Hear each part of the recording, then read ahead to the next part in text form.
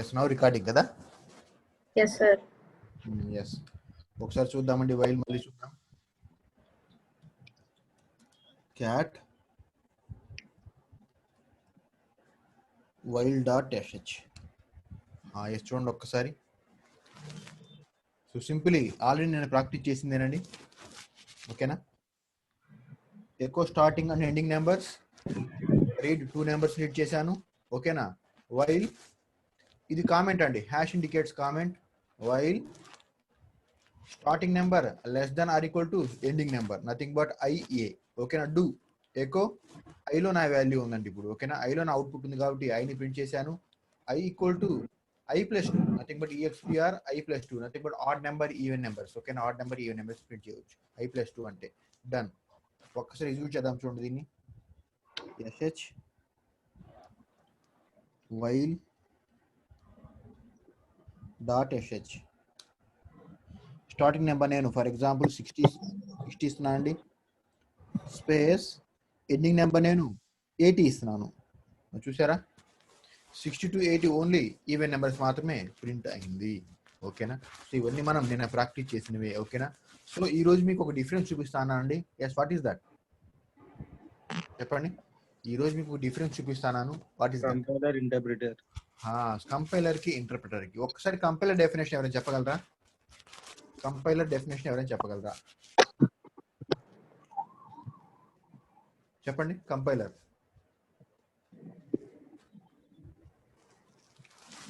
Compiler interpreter, assemblers, these 3 are called as language translators. Okay. ఈ మూడింటిని మనం ఏమంటామంటే లాంగ్వేజ్ ట్రాన్స్లేటర్స్ అంటామండి. దట్ మీన్స్ మన ప్రోగ్రామ్ ఏదైతే ప్రోగ్రామ్ రాసామో ఈ అన్ని ప్రోగ్రామ్స్ మనం రాసే ప్రోగ్రామ్ సి కావచ్చు, C++ కావచ్చు, లేదా జావా కావచ్చు, లేదా మన షెల్ కావచ్చు, ఏవైనా కావచ్చు, ఇవన్నీ కూడా హై లెవెల్ అండి. ఓకేనా. High level is nothing but high level అంటే ఏంటి? Only English. High level is nothing but English అండి. మనకు అర్థమయ్యే లాంగ్వేజ్ ఏమంటాము అంటే హై లెవెల్ లాంగ్వేజ్ అంటాం. ఓకేనా. సి కావచ్చు, C++ కావచ్చు, జావా కావచ్చు, these all are nothing but high లెవెల్లో ఉంటాయండి. అంటే ఇంగ్లీష్ లాంగ్వేజ్ లో ఉంటాయి. అంటే మనకు అర్థమయ్యే లాంగ్వేజ్ లో ఉంటాయి. మన సిస్టమ్కి అర్థమయ్యే లాంగ్వేజ్ ఏంటి? Machine language. మిషన్ అంటే జీరోస్ వన్స్ మాత్రమే. ఓకేనా. జీరోస్ మాత్రమే సిస్టమ్కి అర్థమవుతాయండి. ఇప్పుడు మనం రాసే ఈ English letters hash include something echo కావచ్చు, ఇంకా వైల్ లూప్ కావచ్చు, ఇంకేమైనా అవచ్చు, these all are nothing but high level అండి. సో ఈ high level ABCDs nothing but ABCDSగా ఉండేది. రాసే వైల్ కావచ్చు, హ్యాష్ ఇంక్లూడ్ కావచ్చు, these all are nothing but my A to Z letters, some symbols, ఇవన్నీ these all are nothing but high level languages. So మనం రాసిన ఈ హై లెవెల్ని system language nothing zeros once లోకి కన్వర్ట్ చేసి ఆ జీరోస్ వన్స్ లో ఆ ప్రోగ్రామ్ మొత్తము రైట్ ఆర్ రాంగా, ఒకవేళ రైట్ అయితే దానికి ప్రాపర్ అవుట్పుట్ ఏంటి అవి జనరేట్ చేసి సిస్టమ్ మళ్ళీ ఆ అవుట్పుట్ ని మనకు అర్థమయ్యే లాంగ్వేజ్ లో మళ్ళీ ఇంగ్లీష్ లాంగ్వేజ్ లో మనకి ఇస్తుంది. సో ఇది మొత్తం చేసేది ఎవరయ్యా అంటే లాంగ్వేజ్ ట్రాన్స్లేటర్స్ అండి. ఓకేనా. మనం రాసే ఇంగ్లీష్ లెటర్స్ ని సిస్టమ్కి అర్థమయ్యే లాంగ్వేజ్ లో కన్వర్ట్ చేసి అక్కడ నా ప్రోగ్రామ్ ఎగ్జిక్యూట్ చేసి అవుట్పుట్ జనరేట్ చేసి అక్కడ నా అవుట్పుట్ ని మళ్ళీ జీరోస్ వన్స్ లో కనిపిస్తుంది. ఆ జీరోస్ వన్స్ కాస్త మనకి మళ్ళీ మనకు అర్థమయ్యే లాంగ్వేజ్ ఇంగ్లీష్ లెటర్స్ లో కన్వర్ట్ చేసేది ఎవరయ్యా అంటే లాంగ్వేజ్ ట్రాన్స్లేటర్స్. మరి ఈ లాంగ్వేజ్ ట్రాన్స్లేటర్స్ ఎవరెవరు ఉన్నారు? 3 ఉన్నారండి. ఎవరెవరు ఉన్నారు? కంపైలర్స్ ఉన్నారు, లేదా ఇంటర్ప్రిటర్స్ ఉండొచ్చు, లేదా అసెంబ్లర్స్. ఓకేనా. ఈ 3 ఉండొచ్చు లాంగ్వేజ్ ట్రాన్స్లేటర్స్ లో. ఫర్ ఎగ్జాంపుల్ మీరు C++ యూజ్ చేస్తున్నారు అనుకోండి, అక్కడ కంపైలర్స్ యూజ్ అవుతారు. మీరు కనుక అసెంబ్లీ లెవెల్ లాంగ్వేజ్ యూజ్ చేస్తున్నారు, అసెంబ్లీ EC వాళ్ళు ఎక్కువ యూజ్ చేస్తుంటారండి. ఓకేనా. మీరు కనుక అసెంబ్లీ లెవెల్ లాంగ్వేజ్ యూజ్ చేస్తే అక్కడేమో లాంగ్వేజ్ ట్రాన్స్లేటర్ లాగా అసెంబ్లర్స్ యూజ్ అవుతాయి. మరి ఇక్కడ నేను షెల్ ప్రోగ్రామ్ ని యూజ్ చేస్తున్నాను కాబట్టి, షెల్ స్క్రిప్ట్ ని యూజ్ చేస్తున్నాను కాబట్టి, మరి నాకు ఇక్కడ లాంగ్వేజ్ ట్రాన్స్లేటర్ గా ఎవరు యూజ్ అవుతారంటే ఎవరు యూజ్ అవుతారు చెప్పండి. వింటున్నారా? ఇక్కడ నా లాంగ్వేజ్ ట్రాన్స్లేటర్ గా ఎవరు యూజ్ అవుతారు షెల్ లో? నథింగ్ బట్ షెల్ స్క్రిప్ట్ లో ఎవరు యూజ్ అవుతారు? C++ ఆ ప్రోగ్రామింగ్ లాంగ్వేజ్ కి అయితేనేమో కంపైలర్స్, అసెంబ్లీ లెవెల్ లాంగ్వేజ్ కి అయితేనేమో అసెంబ్లర్స్, మరి షెల్ లో అయితే ఇంటర్ప్రిటర్స్ తల్లి. ఎస్ కరెక్ట్, నిజం, ఇంటర్ప్రిటర్స్. ఓకేనా. సో లాంగ్వేజ్ ట్రాన్స్లేటర్స్ ఎగ్జాంపుల్స్ ఎవరు చెప్పాను నేను? ఇంటర్ప్రెటర్స్ అవ్వచ్చు, లేదా కంపైలర్స్ అవ్వచ్చు, లేదా అసెంబ్లర్స్ అవ్వచ్చు. అసెంబ్లర్స్ అనేవి అసెంబ్లీ లెవెల్ లాంగ్వేజ్ యూజ్ అవుతుంది, అసలు మనం యూజ్ చేయం దీన్ని. ఓకేనా? ఈసీ వాళ్ళు యూజ్ చేస్తూ ఉంటారండి మైక్రో ప్రాసెసర్ డిజైనింగ్ వాటికి. సో మనం యూజ్ చేసేది కంపైలర్స్ కావచ్చు, లేదా ఇంటర్ప్రెటర్స్ కావచ్చు. ఇప్పుడు మనం యూజ్ చేస్తుంది షెల్ స్క్రిప్ట్ కాబట్టి, షెల్ ప్రోగ్రామింగ్ లాంగ్వేజ్ కాబట్టి, ఇది లాంగ్వేజ్ కాదని షెల్ స్క్రిప్ట్స్ అంటాం. ఓకేనా? షెల్ కాబట్టి మరి షెల్లో ఎవరు యూజ్ అవుతారు? ఇంటర్ప్రెటర్స్ యూజ్ అవుతారు. ఇప్పుడు నా డిఫరెన్స్ ఏంటి అంటే, what is the major difference between compiler and interpreter? Compilers అంటే ఎవరు? Compilers and interpreters both are language translators. First okay, language translators. మరి ఏంటి డిఫరెన్స్? కంపైలర్ ఏమి చేస్తుందంటే, మనం రాసిన మొత్తం కోడ్ని, మనం రాసిన ప్రోగ్రామ్ కోడ్ ఉంది కదా, ఆ కోడ్ మొత్తాన్ని ఎట్ ఎ టైం కంపైల్ చేస్తుందండి. ఎట్ ఎ టైం కంపైల్ చేయడం అంటే మీనింగ్ ఏంటి అంటే, ఫర్ ఎగ్జాంపుల్ చూద్దాం. ఫర్ ఎగ్జాంపుల్ నేను సి కానీ C++ కోడ్ని తీసుకుందామండి. నేను for example 100 lines of code రాశానండి. నా ప్రోగ్రామ్లో 100 లైన్స్ ఉన్నాయి. ఓకేనా? ఈ 100 లైన్స్ ఫర్ ఎగ్జాంపుల్ నాకు 98th లైన్ దగ్గర ఎర్ర ఉందండి. 98th లైన్ దగ్గర ఎర్ర ఉంది అంటే first line to 97 exactly there is no errors. 98th line consist of, assume చేసుకోండి 98th line consist of error. మరి 99, 100లో ఎర్రర్స్ లేవండి. ఇప్పుడు నా ప్రోగ్రామ్ ని కంపైల్ చేశాను, ఏం జరుగుతుంది చెప్పండి? నా ప్రోగ్రామ్ ఏంటండి? ఎర్రర్ వస్తుంది. ఎర్రర్ వస్తుంది. There is a error in 98th line, please correct అని చూపిస్తుంది కదా. మీరు ఆ చిన్న ఎర్రర్ కరెక్ట్ చేసేదాకా నా ప్రోగ్రామ్ ఎగ్జిక్యూట్ అవుతుందా? No sir. ఫర్ ఎగ్జాంపుల్ నాకు 100 లైన్స్ ఉన్నాయి కాబట్టి ఎక్కడో నా 98th లైన్ లో నాకు ఎర్రర్ ఉంది కాబట్టి 1 నుంచి 97 వరకు ఎగ్జిక్యూట్ అవ్వచ్చుగా. ఎగ్జిక్యూట్ అవ్వచ్చు కానీ ఎగ్జిక్యూట్ అవ్వటం లేదు. ఎందుకంటే ఇది కంపైలర్ కాబట్టి. కంపైలర్ అంటే మీనింగ్ ఏంటి అంటే, మీరు ఎన్ని లైన్స్ ఆఫ్ కోడ్ రాశారో, మీ ప్రోగ్రామ్ ఎన్ని లైన్స్ ఉన్నాయో ఆ అన్ని lines at a time compile అవుతాయి. అంటే అన్ని లైన్స్ లో మీకు ఒక్క చిన్న ఎర్రర్ కూడా ఉండరాదు. ఒక్క ఎర్రర్ ఉన్నా సరే ఇంకా ప్రోగ్రామ్ అసలు ఎగ్జిక్యూట్ కాదండి. ఓకేనా? That is nothing but my compiler. Coming to our interpreter. Interpreter ఏం చేస్తుందంటే ఇది line by line compilation, line by line execution. For example same code తీసుకుందామండి, సేమ్ అట్లాంటి కోడ్ తీసుకుందాం. ఫర్ ఎగ్జాంపుల్ నా షెల్ ప్రోగ్రామ్స్ లో 100 లైన్స్ ఉన్నాయనుకుందాం. సేమ్ ఇందాక చెప్పిన ఎగ్జాంపుల్ లోనే అదిగోండి 98th లైన్ లో ఎర్రర్ ఉంది అనుకుందాం. అంటే 1 to 97 there is no errors. 98th line consist of some error. 99, 100 consist of no errors. ఇప్పుడు ఈ ప్రోగ్రామ్ ని నేను కంపైల్ చేస్తే ఏం జరుగుతుంది? 98 తప్పితే మిగతా అన్ని ఎగ్జిక్యూట్ అవుతాయి. 97 వరకు ఎగ్జిక్యూట్ అవుతాయండి. 97 వరకు ఎగ్జిక్యూట్ అవుతాయి.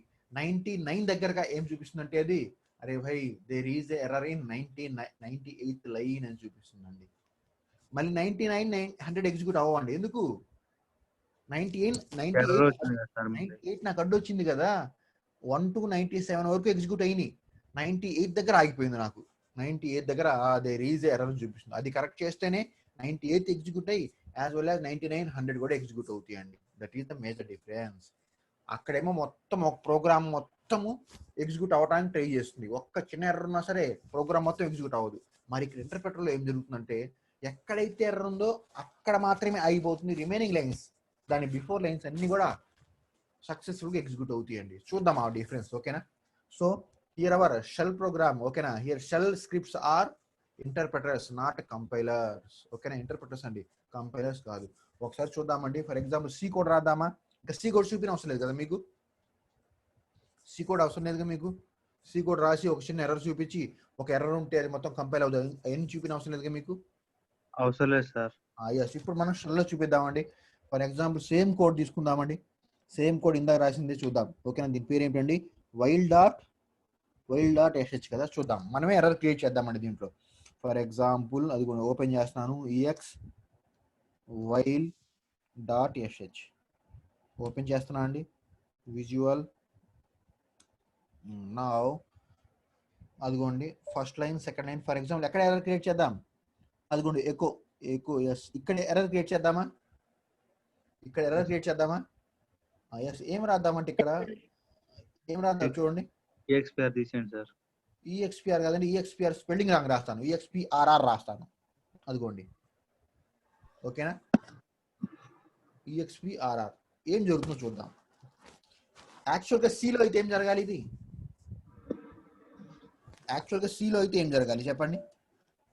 ఎర్రర్ ఏ లైన్ లో ఉందో చూపిస్తుంది సార్. అసలు నా ప్రోగ్రామ్ ఎగ్జిక్యూట్ అవ్వదు, నా ప్రోగ్రామ్ ఎగ్జిక్యూట్ అవ్వదు. అరే భయ్ సంథింగ్ ఎర్రర్ అని చూపిస్తూ ఉంటుంది. ఫర్ ఎగ్జాంపుల్ ఇక్కడ చూద్దాం, ఇంటర్ప్రెటర్ కాబట్టి ఇది. ఫర్ ఎగ్జాంపుల్ ఎగ్జిక్యూట్ చేద్దామని దీన్ని. ఎర్రర్స్ ఏమి వచ్చినాయి నాకు? ఎర్రర్ ఏం చూపిలేదు చూడండి.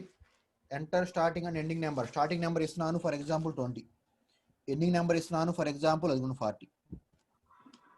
అదిగోండి ఇక్కడ ఎర్రర్ చూపించింది నాకు, చూసారా? సో ఫస్ట్ లైన్ లో నాకు ఎర్రర్ లేదు, సెకండ్ లైన్ లో ఎర్రర్ లేదు, యాజ్ వెల్ యాజ్ నాకు అవుట్పుట్ లో కూడా నాకు 20 ప్రింట్ అయింది. చూడండి ఇక్కడ 20 ప్రింట్ అయింది. నేను లూప్ లో రాంగ్ రాశాను కాబట్టి అదిగోండి EXPRR నాట్ ఫౌండ్. అర్థమైందా మీకు? ఇక్కడ నాకు ప్రాబ్లం వచ్చింది. సో దట్ మీన్స్ అర్థమైందా? సిలో అయితే అసలు నాకు కంపైల్ అవ్వదు, యాజ్ వెల్ యాజ్ అవుట్పుట్ అసలు రానే రాదు ఆ ఎర్రర్ కరెక్ట్ చేసేదాకా. కానీ ఇక్కడేం జరిగిందంటే ఎర్రర్ ఉన్నది లేనిది అసలు తెలియలా. ఫస్ట్ లైన్ లో ఎర్రర్ ఏం లేదు, ఎగ్జిక్యూట్ అయింది. సెకండ్ లైన్ లో ఎర్రర్ ఏం లేదు, ఎగ్జిక్యూట్ అయింది. థర్డ్ లైన్ లో ఎర్రర్ ఏం లేదు, ఎగ్జిక్యూట్ అయింది. నా లూప్ లో ప్రాబ్లం ఉంది కాబట్టి లూప్ దగ్గర నాకు చూడండి. అర్థమైందా? అర్థమవుతుందా ఇక్కడ డిఫరెన్స్ ఏంటో? ఓకేనా? ఎవరు రెస్పాండ్ అవట్లా? ఇప్పుడు ఏది బెస్ట్ అంటారు? ఇంటర్ప్రెటరా కంపైలరా? Interpreter sir. ఎందుకు? అంటే అదొక సెల్ఫ్ సాటిస్ఫాక్షన్ రాసిన దానికి. పార్షల్ ఎగ్జిక్యూట్ అవుతుంది అందుకనా? సాటిస్ఫాక్షన్ సార్ రాసిన దానికి.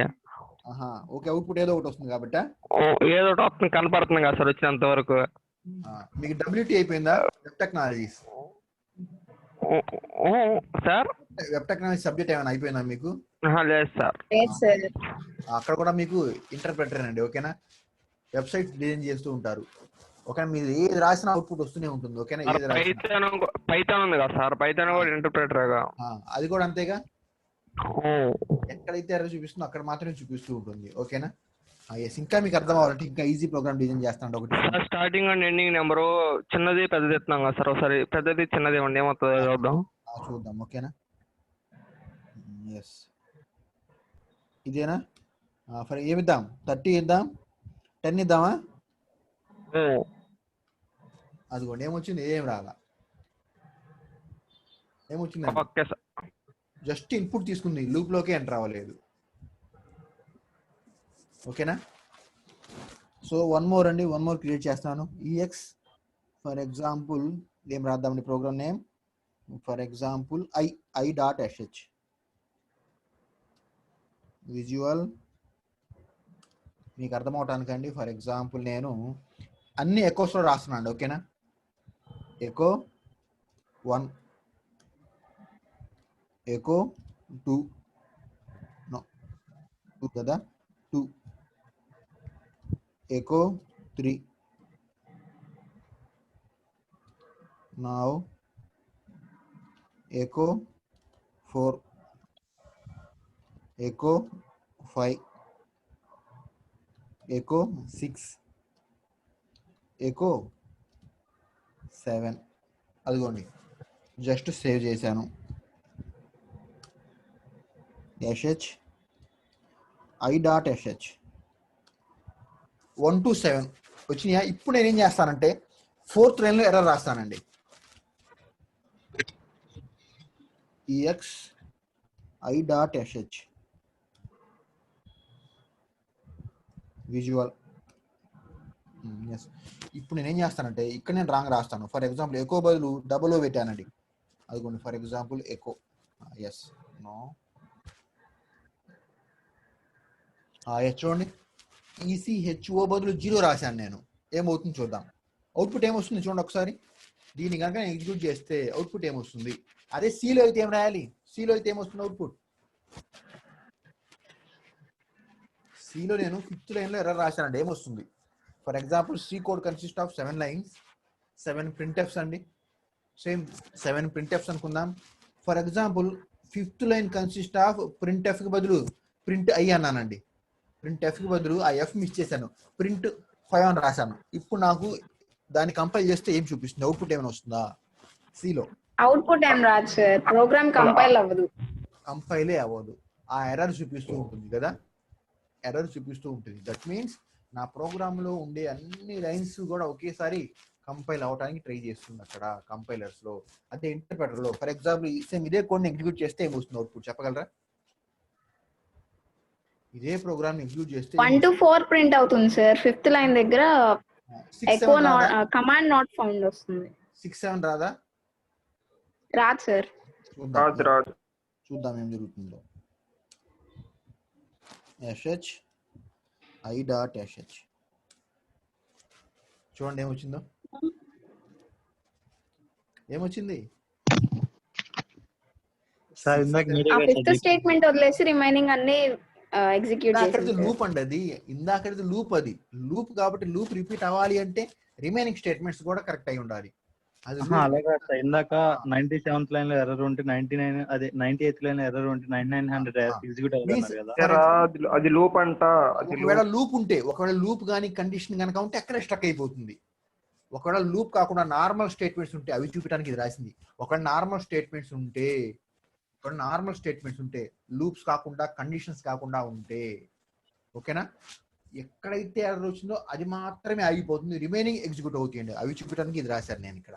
ఇందాకది ఏంటి, ఎక్కడైతే ఎర్రర్ వస్తో అక్కడే ఆగిపోతుంది, రిమైనింగ్ కరెక్ట్ ఉన్నా సరే ఎగ్జిక్యూట్ అవ్వవు. ఎప్పుడు అది అవి లూప్స్ కానీ కండిషన్స్ కానీ ఉంటాయి.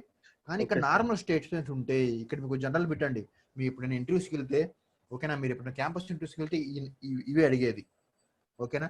For example if it is, నేను అడుగుతున్నాను చూడండి, for example if it is compiler ఓకేనా, if it is compiler if there is any loop for example 1 to 100 lines ఉన్నాయండి. ఫర్ ఎగ్జాంపుల్ 1 to 100 లైన్స్ ఉన్నాయి. 98th line consist of some error ఓకేనా. ఆ 98th line కూడా నాకు ఎక్కడ ఉంది, loop లో ఉంది. 98th లైన్ కూడా నాకు ఎక్కడ ఉంది, లూప్ కానీ లేదా ఇఫ్ కండిషన్స్ ఎక్కడ ఉందండి. నా దాన్ని ఎగ్జిక్యూట్ చేస్తే ఏం జరుగుతుంది చెప్పండి అంటాడు. 1 to 97 successfully executed. 98th line లో నాకు ప్రాబ్లం ఉంది కాబట్టి 98th line is not found. 9900 not executed. Why?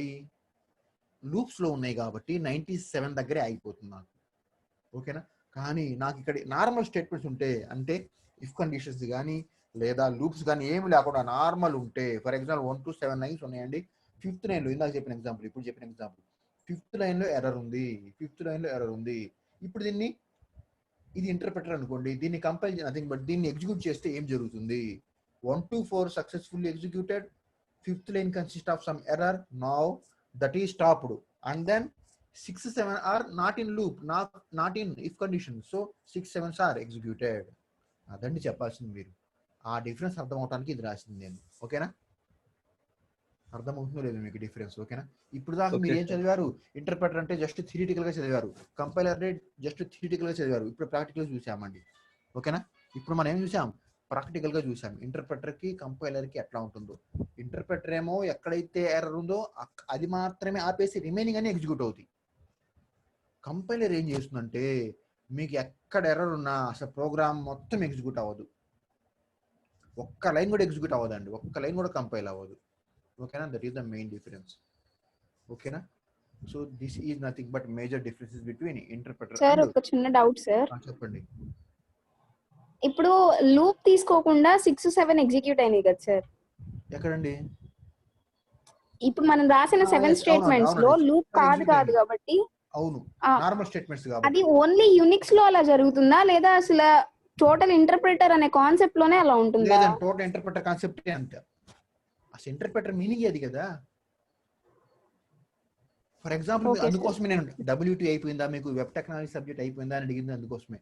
WTలో మీరు ఏం చేస్తారంటే వెబ్ టెక్నాలజీస్ నథింగ్ బట్ మీరు ఏం చేస్తారు, అక్కడ వెబ్సైట్ డిజైన్ చేస్తారండి, వెబ్సైట్ డిజైన్ చేస్తూ ఉంటారు. WT నెక్స్ట్ సెమిస్టర్ మీకు వస్తాయి కావాలా ఓకేనా. సో ఆ వెబ్ టెక్నాలజీస్ మీరు ఏం చేస్తారు అంటే వెబ్ అప్లికేషన్స్ డిజైన్ చేస్తారు. వెబ్ అప్లికేషన్స్ అంటే ఏంటి, ఇంటర్నెట్ కి సంబంధించిన అప్లికేషన్స్ డిజైన్ చేస్తారు. అక్కడ కూడా మీరు కంపైలర్స్ కాదు యూజ్ చేసేది, అక్కడ కూడా మీరు ప్యూర్ గా ఇంటర్ప్రెటర్ యూజ్ చేసేది. ఆ ఇంటర్ప్రెటర్ యూజ్ చేసినప్పుడు ఏం జరుగుతుందంటే మీకు ఎక్కడైతే ప్రాబ్లం ఉందో అది మాత్రమే ఎగ్జిక్యూట్ అవుతుంది, రిమైనింగ్ అన్ని ఎగ్జిక్యూట్ అవుతూ ఉంటాయి ఓకేనా. ఫర్ ఎగ్జాంపుల్ మీరు అనుకోండి ఒక వెబ్సైట్ డిజైన్ చేశారండి, అది for example this is my website అనుకోండి. చూడండి ఒకసారి మోజిల్లా ఫైర్ ఫాక్స్ ఓపెన్ చేస్తున్నాను నేను, ఒకసారి చూద్దాం ఓకేనా. ఎస్ అదిగోండి. సో మీరు ఇట్లా ఒక డిజైన్ చేశారండి. ఫర్ ఎగ్జాంపుల్ దీంట్లో ఏమున్నాయి చూడండి ఒకసారి, ఇదిగోండి, this is my into button, this is my refresh, backward, nothing but home button, these are all. ఓకేనా? ఇప్పుడు నాకు మీరు ఒక డిజైన్ చేశారు, ఇది ఇంటర్ప్రెటర్ అనుకోండి. ఫర్ ఎగ్జాంపుల్ నాకు ఇదిగోండి జీమెయిల్ అనేది ఉందండి, నా మౌస్ కర్సర్ చూడండి, ఇక్కడ జీమెయిల్, ఇక్కడ నాకు ప్రాబ్లం వచ్చింది అనుకోండి, ఇక్కడ నాకు సంథింగ్ ఏదో ఎర్రర్ ఉంది, రిమైనింగ్ ఎక్కడ నాకు ఎర్రర్ లేదు. ఇప్పుడు మీరు ఆ ప్రోగ్రామ్ ఎగ్జిక్యూట్ చేస్తే ఏం జరుగుతుంది, మీరు ఇక్కడ ఏదైనా సెర్చ్ చేస్తే ఈజీగా సెర్చ్ అవుతుంది, మీరు రిఫ్రెష్ చేస్తే రిఫ్రెష్ అవుతుంది, హోమ్ క్లిక్ చేస్తే హోమ్ వస్తుంది, ఇంటూ చేస్తే క్లోజ్ అవుతుంది, ఇమేజెస్ ఓపెన్ చేస్తే ఇమేజ్ ఓపెన్ అవుతుంది. ఫర్ ఎగ్జాంపుల్ ఇదేదో యాప్స్ ఓపెన్ చేస్తే యాప్ అవుతుంది. కానీ జీమెయిల్ ఎప్పుడైతే క్లిక్ చేశారో ఏం కనిపిస్తుంది, ఎప్పుడైతే జీమెయిల్ క్లిక్ చేశారో ఏం కనిపిస్తుంది, అక్కడ నాకు ఎర్ర ఉంది కాబట్టి అదొక్కటే ఎర్ర అని చూపిస్తుంది, remaining all are successfully executed. మా అర్థమైందా? మోస్ట్ ప్రాబబ్లీ మన వెబ్సైట్స్ అన్ని కూడా కంపైలర్స్ కాదండి, ఇంటర్ప్రెటర్స్ అయి ఉంటాయి. ఎందుకు అంటే మనకి ఎక్కడైతే ప్రాబ్లం వచ్చిందో అక్కడ మాత్రమే అయిపోతుంది, remaining all are successfully executed. కొన్నిసార్లు మీకు మన మొబైల్ యాప్స్ లో కూడా అన్ని ఫంక్షన్స్ వర్క్ అవుతూ ఉంటాయి, కానీ ఏదో ఒక ఫంక్షన్ క్లిక్ చేసినప్పుడు ఏదో సంథింగ్ ప్రాబ్లం వస్తూ ఉంటుంది. ఆ ఒక్కటి క్లిక్ చేసినప్పుడు మాత్రమే ఆ ప్రాబ్లం వస్తూ ఉంటుంది, రిమైనింగ్ ఆర్ సక్సెస్ఫుల్ ఎగ్జిక్యూటెడ్. ఇప్పుడు చూసారా, మీరు చాలాసార్లు చూసి ఉంటారు కదా. మీరు ఫర్ ఎగ్జాంపుల్ ఏదైనా మొబైల్ యాప్స్లో కానీ లేకపోతే సంథింగ్ కంప్యూటర్ యాప్స్లో కానీ మీరు ఏదైనా యాప్ రన్ చేస్తుంటే సక్సెస్ఫుల్గా ఎగ్జిక్యూట్ అవుతూ ఉంటుంది, కానీ ఏదో ఒక ఆప్షన్ క్లిక్ చేస్తే ఆ ఆప్షన్ మాత్రమే వర్క్ అవుతుంది, remaining all are working successfully. దాని మీనింగ్ ఏంటి, అది కంపైలరా ఇంటర్ప్రెటరా? కంపైలర్ అయితే అసలు నాకు అసలు ఏది రాదు, కంపైలర్ అయితే అసలు ఏ ఫంక్షనాలిటీ వర్క్ అవ్వదు. ఇంటర్ప్రెటర్ అయితే ఎక్కడైతే ప్రాబ్లం వచ్చిందో ఆ ఫంక్షనాలిటీ మాత్రమే వర్క్ అవ్వదు, remaining all are successfully working. ఓకేనా? That is the main difference అండి. అర్థమైందా రెండింటి difference? Yes sir. Yes, compiler, interpreters. Assemblers మనకు సంబంధం లేదండి, అది ఈసీ వాళ్ళు మైక్రో ప్రాసెసర్స్ యూజ్ చేస్తూ ఉంటారు. ఓకేనా? డిఎల్డి సబ్జెక్ట్ అయిపోయిందా మీకు? సార్ డిఎల్డి అయిపోయింది సార్. అయిపోయింది సార్. అక్కడ వస్తాయండి మీకు. ఓకేనా? అంటే సబ్జెక్ట్ అవ్వలేదు సార్, వాళ్ళు చెప్పడం అయిపోయింది. బా, ఏమయ్యా బ్యాక్లాగ్స్ కూడా ఉన్నాయా మీకు? ఉన్నాయా అంటారేంటి సార్? ఇంజనీరింగ్ వచ్చి బ్యాక్లాగ్స్ ఉంటాం ఇంత ఘోరం. నేను వస్తాను కదా క్లాసెస్కి చెబుతాను బ్యాక్లాగ్స్ ఎట్లా బ్యాక్లాగ్స్ని అసలు బ్యాక్లాగ్స్ ఉండకుండా ఏ విధంగా పాస్ అవ్వాలో చెబుతానండి. ఓకేనా? నా రూల్స్ పర్ఫెక్ట్గా ఫాలో అయితే మీరు నేను చెప్పినవి, ఓకేనా, ఎవ్రీబడి మస్ట్ పాస్ అండి, ప్రతి ఒక్కళ్ళు పాస్ అవుతారు. సార్ ఇప్పుడు చెప్పండి సార్, రేపు సప్లీ ఉన్నాయా? నేను చెప్పడానికి లేదండి, ఇప్పుడు నేను బోర్డు మీద ఎక్స్ప్లెయిన్ చేయాలి, అది ప్రాక్టికల్ ఎక్స్ప్లెయిన్ చేస్తాను. ఒక్క యూనిట్తో మీరు పాస్ అవ్వచ్చు. ఓకేనా? ఒక్క యూనిట్తో పాస్ అయిపోవచ్చు అదండి. ఓకేనా? ఒక్క యూనిట్తో పాస్ అయిపోవచ్చు అండి. చూద్దాను. ఓకేనా? ట్రిక్స్ చెబుతాను, ఆ ట్రిక్స్ ఫాలో అయ్యారంటే మినిమం 24 to 26 అండి, 24 to 26 మార్క్స్ వచ్చి మీరు పాస్ అవుతారు ఈ ట్రిక్ ఫాలో అయ్యారండి. ఎగ్జాంపుల్ చూస్తున్నాను కదా, సిజీ సబ్జెక్ట్ నా లాస్ట్ టైం డీల్ చేశానండి. ఓకేనా? 220 మెంబర్స్ అక్కడ 220 అండి. ఓకేనా? 220లో 200 వచ్చేది అక్కడ. 200 మెంబర్స్లో 182 మెంబర్స్ పాస్ అయ్యారు. ఓకేనా? సిజీ ఎంత టఫ్గా ఇచ్చాడు చెప్పండి, మీరు రాశారు మొన్న. ఒక్క చదివిన క్వశ్చన్ వచ్చిందా మీకు? ఒక్కటి చదివిన క్వశ్చన్ వచ్చిందండి పోయినసారి సిజీ కంప్యూటర్ గ్రాఫిక్స్. చాలా టఫ్గా వచ్చింది కదా, ఏమో సార్ అంటారా? కంప్యూటర్ గ్రాఫిక్స్ పోయినసారి నాకు తెలిసి చాలా మంది మిగిలి ఉంటుంది కదా, మిగిలినా పాస్ అయిపోయారా? సార్ ఎటు ఎగ్జామ్స్ వస్తున్నాయి కదా సార్, పెయింట్ ఓపెన్ చేసి చెప్పండి సార్, నెక్స్ట్ క్లాస్ కూడా లేదు. చెబుతానండి. ఓకేనా? సో చాలా ఈజీగా పాస్ అవుట్ అయ్యి ఉన్నాడు, చాలా ఈజీ. ఓకేనా? ఒక్క మ్యాథమెటికల్ సబ్జెక్టే కొంచెం టఫ్ అండి. ఓకేనా? నేను చెప్పే మెథడ్ ఓన్లీ థియరీ సబ్జెక్ట్స్ మాత్రమే అప్లికబుల్ అండి, మ్యాథమెటిక్స్ సబ్జెక్ట్కి ఎలిజిబుల్ కాదు, నథింగ్ బట్ అప్లికబుల్ కాదు. మ్యాథమెటిక్స్ సబ్జెక్ట్ నేను చెప్పిన ఫార్ములా వర్క్ అవుతుందండి ఓన్లీ. నేను మ్యాథమెటిక్స్ అయిపోయినాయి సార్, మిగతా ఏమన్నా అయిపోయింది, ఎంటర్ అయిపోయింది, అంతే అయిపోయింది. ఫిజిక్స్ ఉంది సార్. డ్రాయింగ్ అయిపోయింది. డ్రాయింగ్ అయిపోయిందంటే ఓకే అండి, మీరు ఈజీగా పాస్ అయిపోవచ్చు ఇంకా అన్ని. ఓకేనా? చాలా మంది most critical subjects 3 mathematics as well as drawings అండి. M1 M2 డ్రాయింగ్, ఈ 3 ఉంటే కొంచెం కష్టమే. ఓకేనా? ఈ 3 లేకుండా రిమైనింగ్ బ్యాక్లాగ్స్ ఏమన్నా సరే చాలా ఈజీగా పాస్ అయిపోవచ్చు. పాస్ అవుట్ ఏముందండి, చాలా ఈజీ. ఓకేనా? పర్సంటేజ్ తెచ్చుకోవటం కష్టం, 75 అబోవ్. ఓకేనా? మరి ఎందుకు చదువుతున్నాం చెప్పండి? ఎలాగో 2 to some ఎగ్జామ్స్ కూడా వస్తున్నాయి కదా సార్, చెప్పండి సార్. ఇప్పుడు నెక్స్ట్ క్లాస్ కూడా లేదు కదా ఎలాగో. అది ఎక్స్ప్లెయిన్ అంటే బోర్డు మీద స్టెప్ బై స్టెప్ పదకొండు ఇట్లా అట్లా అని చెబుతూ ఉండాలండి. ఓకే, నేను చెబుతానుగా, గ్యారంటీ చెబుతాను. ఓకేనా, అదండి నేను ట్రిక్ చెబుతాను, ఆ ట్రిక్ ఫాలో అవ్వండి. 2 దాకా అవసరం లేదు సార్, రేపు 27 2 సప్లై అవుతుంది. నేను చెప్పే ట్రిక్ ఎట్లా ఉంటుందంటే just valuation point of view చెబుతానండి. అంటే ఒక ఇన్విజిలేటర్ ఏమిటండి, రికార్డింగ్ అయిపోయింది సార్. మీరు ఎగ్జామ్స్ రాస్తారు కదా, ఆ ఎగ్జామ్స్ రాసిన తర్వాత రికార్డింగ్, ఎగ్జామ్స్ రాసిన తర్వాత